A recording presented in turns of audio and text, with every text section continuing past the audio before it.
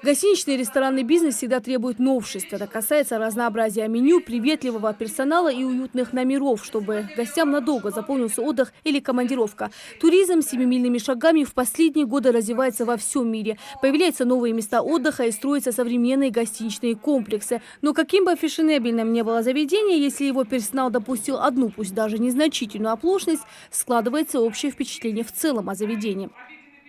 Это была наша идея, наша инициатива провести такую конференцию по перспективам развития сферы гостеприимства, потому что Республика Ингушетия замечательная республика. Здесь уникальные природные, культурно-исторические ресурсы. Здесь живут замечательные люди. И здесь надо развивать туризм. А развивая туризм, соответственно, надо развивать сферу гостеприимства. То есть надо развивать отельный бизнес, ресторанный бизнес и службу приема туристов. Я влюбилась в республику с точки зрения национальной кухни и гостеприимства. Ведь гостеприимство в Ингушетии в крови. И не развивать эту сферу, наверное, это было бы неправильно. Весь мир должен узнать о гостеприимстве Ингушетии и национальной кухне. Но этим направлением нужно серьезно заниматься. В это нужно инвестировать. Инвестировать даже не столько материально, сколько в человеческий капитал, в людей, в кадры. Обучать и готовить по направлению сервиса, по поварскому и кондитерскому делу, развивать сферу ресторанного бизнеса и гостеприимства. Специалисты, которые собрались в этом зале, без преувеличения настоящие мастера своего дела. Многие из них выстраивали систему стандартов в ведущих ресторанах и отелях Москвы и Санкт-Петербурга. В Ингушетию они приехали не случайно. Возможности в сфере туризма у республики большие. Взять хотя бы в пример самый большой в России Джарахско-Асинский государственный историко-архитектурный природный заповедник. Чем интересна Республика Ингушетия? Я думаю, вы лучше нас знаете все возможности Республики Ингушетия. Но мне бы хотелось еще раз остановиться на том, что несмотря на то, что это самый маленький регион Российской Федерации, возможности здесь очень колоссальные.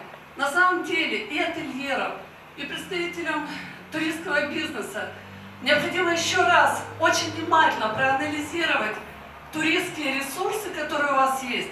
Особенно обратите внимание на природные ресурсы. К туризму относят гостиницы, рестораны и санатории. В этой сфере, как и в любом направлении, есть свои минусы. Как посчитали специалисты, в Ингушетии 514 мест размещения. Особое внимание собравшиеся обратили и на вопросы пищевой безопасности. В советскую эпоху существовала система контроля качества, она работала. Ну, закон принят, принята эта аббревиатура, эта терминология, соответственно, закон мы должны выполнять. Соответственно, наши рестораны и отели должны внедрять систему ХАСП, систему пищевой безопасности. На сегодняшний день до 60% открывающихся ресторанов, речь идет о статистике Москвы, не доживают до своего 2-летнего юбилея. Почему? Потому что здесь разные могут быть причины, в том числе неправильное размещение, неправильная выбранная концепция и в том числе ХАСП. Внедренная система стандартов, говоря иными словами, правильное расписание повышает безопасность сотрудников и гостей отеля. Ведь если все идет строго по графику, не бывает опозданий и нарушений. Так сложилась жизнь, что я в 92 году начала работать в должности горничной в самой большой гостинице Солт-Лейк-Сити, гостинице «Хилтон». И вот тогда я по-настоящему влюбилась в этот бизнес. И я поняла, что без него я уже не могу.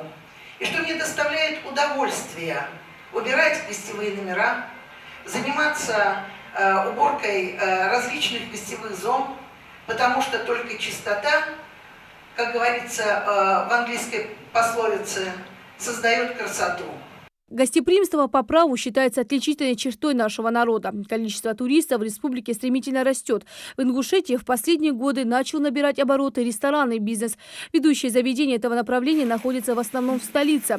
Гостям подробно рассказали о перспективах развития гостиничного туризма в регионе. С не меньшей гордостью могу сказать, что у нас есть и другие средства. Тот же хостел «Сафар», который я знаю, что там соблюдаются такие главные и основные стандарты, и тоже пользуются довольно-таки спросом. Это, конечно, Арамхи, находящийся, может быть, как-то далеко от равнины, но тем не менее, по важности, я бы сказала, номер один, потому что мы можем привлечь не равниной, мы можем привлечь только нашими горами. Программа мероприятия насыщена. Запланирован первый конкурс кулинарии в Ингушетии. Будет представлено банкетное блюдо, ресторанный сервис, конкурс тематического стола и конкурс официантов. Лина Сычоева, Ахмед Горбаков. Новости 24.